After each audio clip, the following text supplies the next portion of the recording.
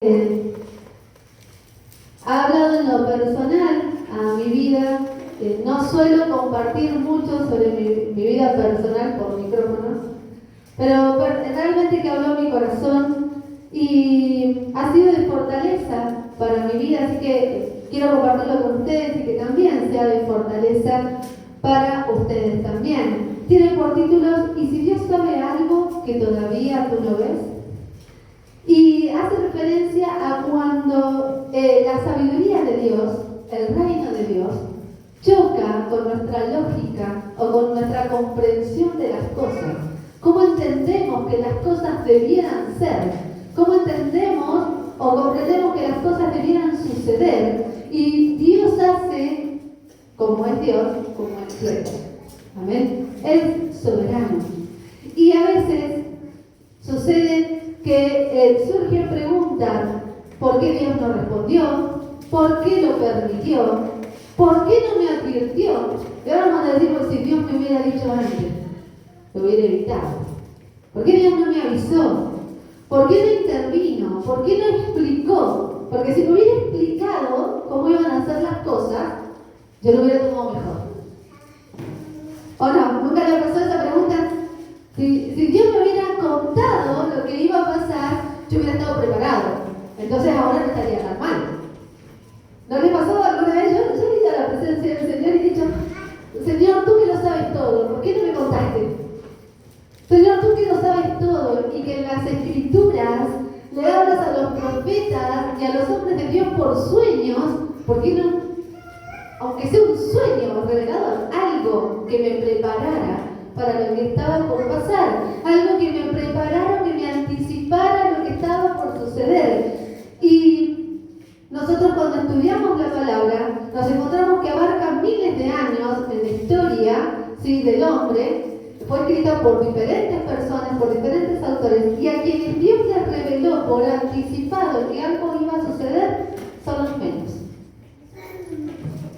Nosotros, porque decimos: mirá, si a David le dijo, mirá, si a este le reveló, si a este le contó, ¿por qué Dios no me lo reveló a mí? ¿No le reveló al faraón lo que iba a pasar con el hambre en Egipto? Que iban a venir 7 años de hambruna y después 7 años se lo reveló al faraón. No. Yo, que sirvo, que voy a la iglesia, que oro, que canto, yo que me porto bien, a mí no me lo reveló. Y nosotros nos encontramos, ¿sí?, que en verdad son los menos. Nosotros entendemos, ¿sí?, que muchas veces esperamos respuestas y surgen crisis de fe, no porque dudemos de Dios ni de su poder. No dudamos de lo que Dios puede hacer, no dudamos de lo que Dios hace, no dudamos de la palabra de Dios. Muchas veces las crisis de fe arrancan porque esperamos que actuara según nuestra lógica. Esperamos que Dios hiciera, respondiera o mostrara algo según nuestro propio entendimiento, según lo que nosotros esperábamos. ¿Y qué pasa? Dios es Dios.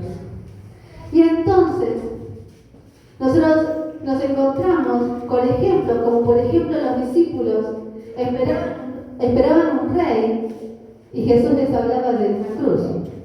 Esperaban conquistar y Jesús les hablaba de servir. Los discípulos esperaban justicia porque estaban siendo oprimidos por otro pueblo y Jesús les decía que tuvieran misericordia por el enemigo. Y entonces no es que los discípulos no entendían lo que Jesús estaba hablando, no es que los discípulos no comprendían lo que Jesús estaba enseñando, es que ellos tenían una perspectiva totalmente diferente de la que tenía Jesús. Y es entonces cuando nosotros podemos entender que la diferencia entre Dios y nosotros es que Él no es que sabe más solamente que nosotros, sino que Él ve mucho más allá que nosotros. Abra su Biblia en Isaías, capítulo 55, en el versículo 6.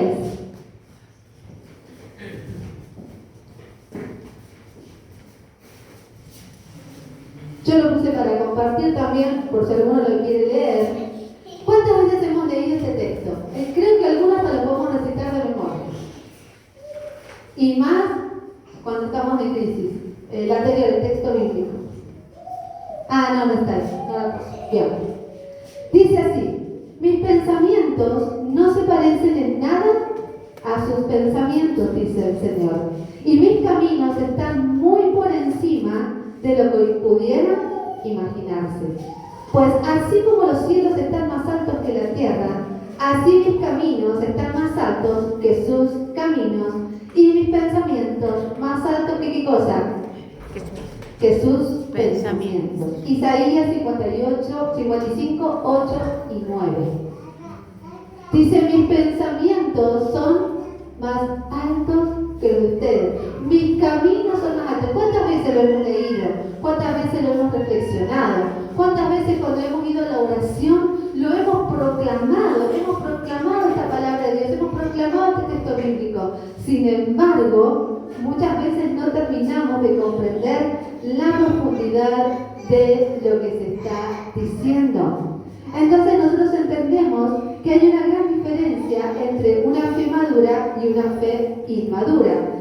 La fe madura es cuando entendemos y dejamos de pedir que Dios piense como nosotros y nosotros aprendemos a pensar como Él piensa. La diferencia es que cuando nosotros dejamos de pretender que Dios haga lo que yo pretendo, yo quiero, para ser capaces de aceptar lo que Él quiere y lo que Él dice. Y es allí cuando nosotros empezamos a desarrollar una fe. Ahora sí, la fe inmadura quiere que Dios encaje en nuestra lógica. Cuando nosotros leemos la palabra, busque Mateo, capítulo 16, versículo 21.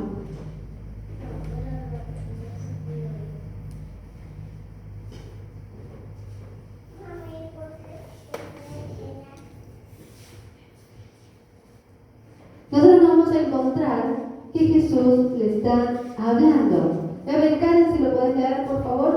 21 hasta el 23. A partir de entonces Jesús empezó a decir claramente a sus discípulos que era necesario que fuera a Jerusalén y que sufriría muchas cosas terribles a mano de los ancianos, que de los principales sacerdotes y de los maestros de la ley religiosa lo matarían, pero al tercer día resucitaría. Pero Pedro lo llevó aparte y comenzó a reprenderlo por decir semejantes cosas. Alto. Pedro empezó a reprender ¿a quién? A Jesús. Pedro no dice que Pedro le aconsejó a Jesús. Pedro le dijo: a ver, hablemoslo mejor. Lo empezó a reprender, lo empezó a retar a Jesús por lo que estaba diciendo. Ahora sí, continúe. Dios nos libre, Señor, dijo eso, jamás te sucederá a ti. Jesús se dirigió a Pedro y le dijo: aléjate de mí, Satanás, representas una trampa peligrosa para mí. Ves las cosas solamente desde el punto de vista humano, no desde el punto de vista de Dios. Gracias, Carlos. ¿Ves solamente desde el punto de vista humano? Lo estás viendo desde el punto de vista de Dios. Eso jamás podrá pasarte, le dijo Pedro. Pedro a Jesús. Le estaba diciendo, eso jamás te va a pasar. Menos mal que nosotros no somos así. ¿Te imaginas nosotros hablándole así a Dios? No, jamás. De Pedro porque es un atrevido. Nosotros no hablamos de esa manera. Eso jamás podrá pasarte, le contesta. Estaba siendo lógico. A Pedro no es que le estaba faltando fe, no es que no creía en las palabras de Jesús, no es que no entendía lo que Jesús estaba diciendo, porque entendió perfectamente, pero no tenía lógica.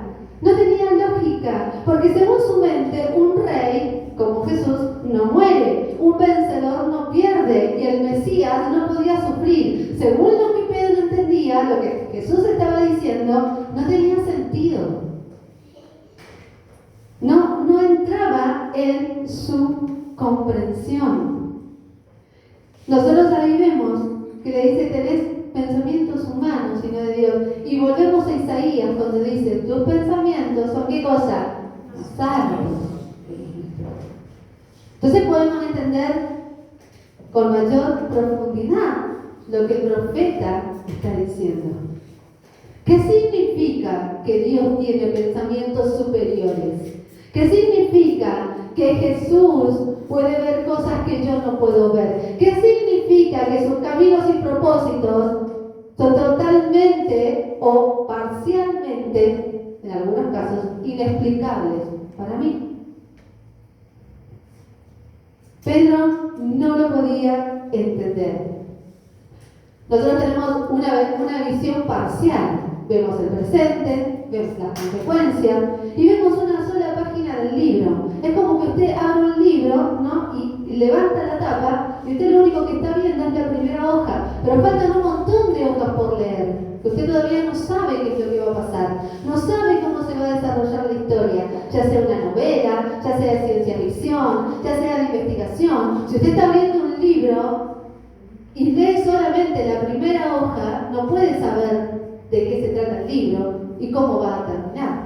Sin embargo, Jesús con las tapas cerradas del libro, Jesús ya lo sabe absolutamente todo. Porque Él no solamente está viendo eso del momento, Él ve generaciones, ve corazones, Él escribe literalmente la historia. Cuando nuestra visión es limitada, cuando entendemos que nuestra visión es limitada, podemos entender que Dios es el Todopoderoso. Nosotros muchas veces hacemos lo mismo que estaba haciendo Pedro. Pensamos que si Dios me ama, me va a evitar todo tipo de dolor. Que si estoy obedeciendo y si estoy haciendo caso, todo me tiene que salir bien.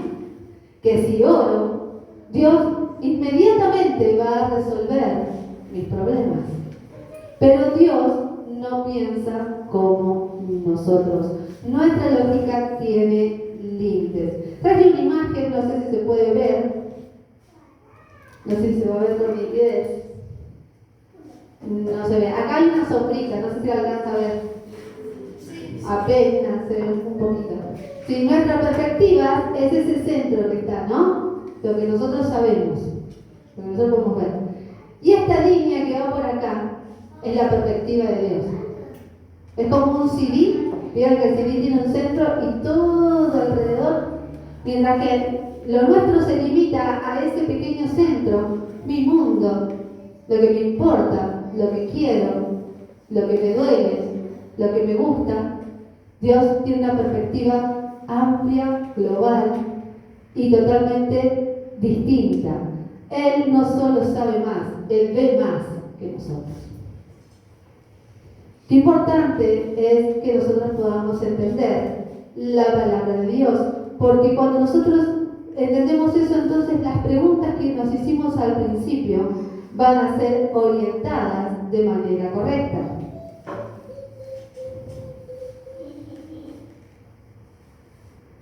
Nosotros vemos, ¿sí?, que Dios no siempre explica las cosas. Sin embargo, nos invita a confiar. Nos invita a que le creamos. Nos invita a que confiemos en la paz que Él nos puede dar. Que confiemos en la provisión que Él puede dar. Que confiemos en la sanidad que Él puede hacer. Muchas veces no explica, pero sí nos invita a confiar. ¿Qué nos encontramos en el libro de Job? Muchos capítulos donde se pregunta ¿por qué? Y no voy a explayarme en la historia de Job porque es bastante conocida, y para el que no la conoce, la puede leer en casa. Pero es bastante conocida donde Job sufre una serie de situaciones dolorosas y de pérdidas. Y para Job era inexplicable e inentendible. Y cuando Dios por fin se para frente a él, no le cuenta a Job el desafío del capítulo 1, donde le dice, vino Satanás y dijo, y yo entonces le contesté, y esto fue lo que pasó. ¿Entendés ahora? ¿Saben que yo no me había puesto a pensar en eso? Porque es tan maravilloso el libro, tiene tanta riqueza y uno puede aprender tantas cosas, y nunca dejamos de aprender y nunca dejamos de encontrar algo nuevo. Y cuando lo vuelvo a leer el capítulo, que ya conozco, que Dios le hace una serie de preguntas, si sabe dónde están los límites del mar, le pregunta si él puede tener control sobre ciertas cosas, le pregunta dónde estaba él cuando él estaba creando el universo, le hace toda una serie de preguntas, pero nunca le explica a Job lo que pasó.